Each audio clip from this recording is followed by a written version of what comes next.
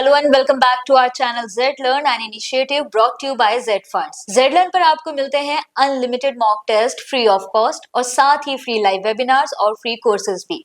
अगर आपने NISM 5 certification के लिए रजिस्टर किया है then this video series is exactly what you need. इस कंप्लीट प्लेलिस्ट का पर्पस ये है कि आप अपनी प्रिपरेशन सिर्फ एक वीकेंड में कंप्लीट कर सकें और फर्स्ट अटेम्प्ट में अपना एग्जाम क्लियर कर पाएं।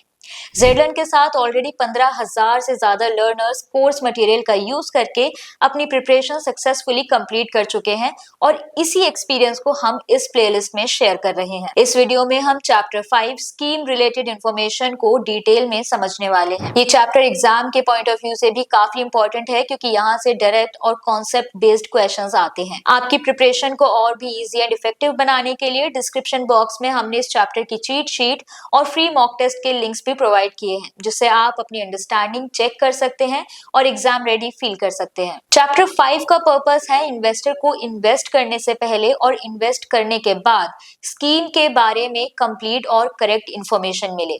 सेबी का मानना है कि जब तक इन्वेस्टर फुल्ली इन्फॉर्म नहीं होगा तब तक वो सही डिसीजंस नहीं ले पाएगा। इस चैप्टर को ब्रॉडली दो पार्ट्स में डिवाइड किया गया है। पहला पार्ट है मैंडेटरी डॉक्यूमेंट्स और दूसरा पार्ट है non mandatory disclosures. Mandatory documents वो होते हैं जो हर म्यूचुअल फंड स्कीम को बनाना और डिस्क्लोज करना कंपलसरी होता है, जबकि non mandatory disclosures best practices के रूप में फॉलो की जाते हैं। मैंडेटरी डॉक्यूमेंट्स का मतलब होता है ऐसे डॉक्यूमेंट्स जो सेबी के रेगुलेशंस के अकॉर्डिंग हर म्यूचुअल फंड स्कीम के लिए कंपलसरी होते हैं।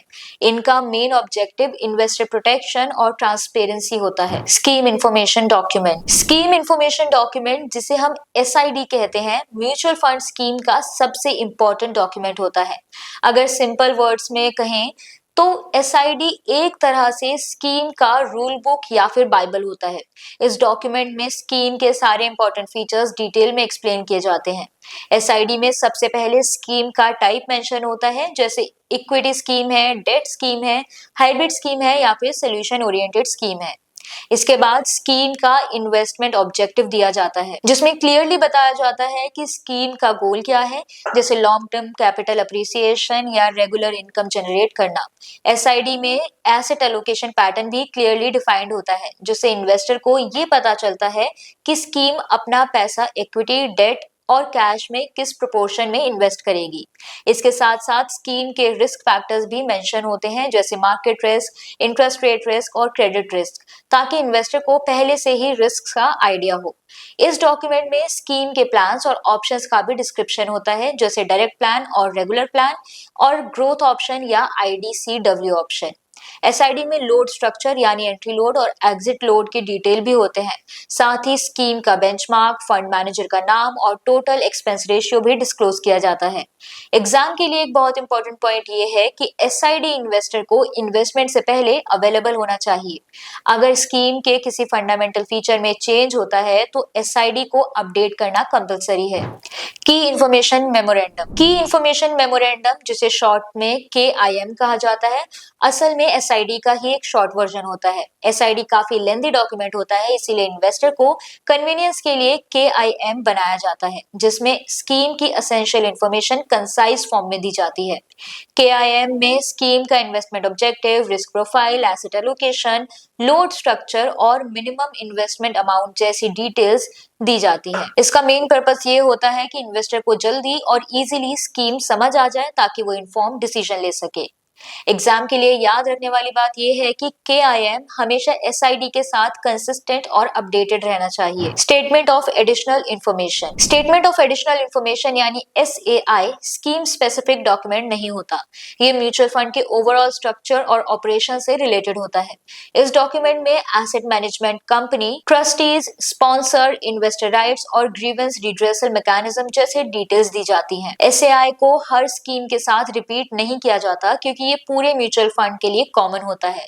इन्वेस्टर अगर चाहे तो SAI को भी रेफर कर सकता है ताकि म्यूचुअल फंड के लीगल और ऑपरेशनल एस्पेक्ट्स को समझ सके। अडेंडम अडेंडम एक सप्लीमेंट्री डॉक्यूमेंट होता है जो तब इशू किया जाता है जब स्कीम के किसी फीचर में चेंज होता है, जैसे अगर एक्सपेंस रेशियो चेंज हो, लोड स्ट्रक्चर मॉडिफाई किया हो या फिर कोई और इम्पोर्टेंट अपडेट आए तो इसकी इंफॉर्मेशन अडेंडम के थ्रू इन्वेस्टर को दी जाती है। अडेंडम को SID और KIM के साथ ही रेडी किया जाता है और ये भी मैंडेटरी डिस्क्लोजर का पार्ट होता है। नॉन मैंडेटरी डिस्क्लोजर्स वो होते हैं जो सेबी ने कंपलसरी नहीं बनाए हैं, लेकिन ट्रांसपेरेंसी और इन्वेस्टर अवेयरनेस मेंटेन करने के लिए AMCs वॉलंटरीली इन्हें डिस्क्लोज करती हैं। स्कीम फैक्ट शीट एक इम्पोर्टेंट नॉन मैंडेटरी डॉक्यूमेंट होता है जो जनरली हर मंथ पब्लिश किया जाता है।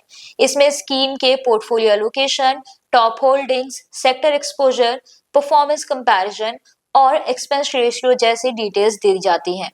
डिस्ट्रीब्यूटर्स के लिए फैक्ट शीट एक इंपॉर्टेंट और यूजफुल डॉक्यूमेंट होता है क्योंकि इसके थ्रू इन्वेस्टर को स्कीम का करंट स्टेटस और परफॉर्मेंस इजीली समझाया जा सकता है। पोर्टफोलियो डिस्क्लोजर के थ्रू AMC ये बताती है कि स्कीम ने अपना पैसा एग्जैक्टली कौन कौन से स्टॉक्स या फिर डेट इंस्ट्रूमेंट्स में इन्वेस्ट किया है।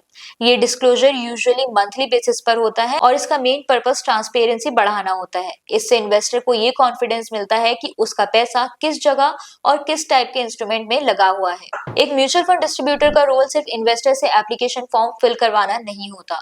डिस्ट्रीब्यूटर की प्राइमरी रिस्पॉन्सिबिलिटी होती है इन्वेस्टर को स्कीम से रिलेटेड सही और कंप्लीट इंफॉर्मेशन देना ताकि इन्वेस्टर इन्फॉर्म्ड डिसीजन ले सके।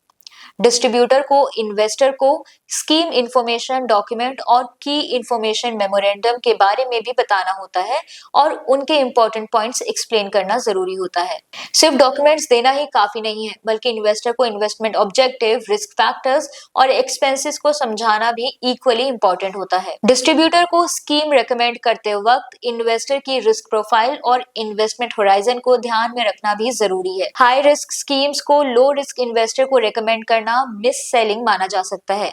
डिस्ट्रीब्यूटर को इन्वेस्टर को डायरेक्ट प्लान और रेगुलर प्लान का डिफरेंस के बारे में भी क्लियरली बताना चाहिए और किसी भी तरह के रिटर्न गारंटी नहीं देनी चाहिए क्योंकि mutual fund investment market linked होते हैं। इन्वेस्टमेंट के बाद भी डिस्ट्रीब्यूटर का रोल खत्म नहीं होता। डिस्ट्रीब्यूटर को स्कीम के important updates, NAV related information और डिस्क्लोजर्स के बारे में भी इन्वेस्टर को टाइम टू टाइम इन्फॉर्म करना चाहिए। ओवरऑल डिस्ट्रीब्यूटर का रोल एक फैसिलिटेटर का होता है, ना कि डिसीजन मेकर का। इन्वेस्टर के इंटरेस्ट को प्रायोरिटी देना और ट्रांसपेरेंसी मेंटेन करना ही एक रिस्पॉन्सिबल म्यूचुअल फंड डिस्ट्रीब्यूटर की पहचान होती है। तो चैप्टर 5 का कोर मैसेज ये है कि म्यूचुअल फंड इंडस्ट्री में ट्रांसपेरेंसी और डिस्क्लोजर का बहुत बड़ा रोल होता है। इन्वेस्टर को सही टाइम पर सही इंफॉर्मेशन मिले, इसी के लिए ये सारे डॉक्यूमेंट्स डिजाइन किए गए हैं। अगर आप इस चैप्टर को अच्छे से समझ लेते हो तो एग्जाम के क्वेश्चंस भी आप इजीली सॉल्व कर पाओगे और प्रैक्टिकल लाइफ में भी कॉन्फिडेंट डिस्ट्रीब्यूटर बन पाओगे। नेक्स्ट वीडियो में हम chapter 6 fund distribution practices cover करेंगे। अगर आपको ये वीडियो हेल्पफुल लगा हो तो वीडियो को लाइक और शेयर करें और Z-Learn को सब्सक्राइब करना बिल्कुल ना भूलें। यहाँ आपको मिलते हैं 10,000 से ज्यादा question answers in unlimited mock test, वो भी बिल्कुल फ्री। इनका लिंक आपको नीचे डिस्क्रिप्शन बॉक्स में मिल जाएगा। और अगर आपके नेटवर्क में कोई भी ऐसा पर्सन है जो NISM 5 एग्जाम क्लियर करना चाहता है तो उनके साथ Z-Learn के सभी फ्री रिसोर्सेज जरूर शेयर करें। मिलते हैं नेक्स्ट वीडियो में।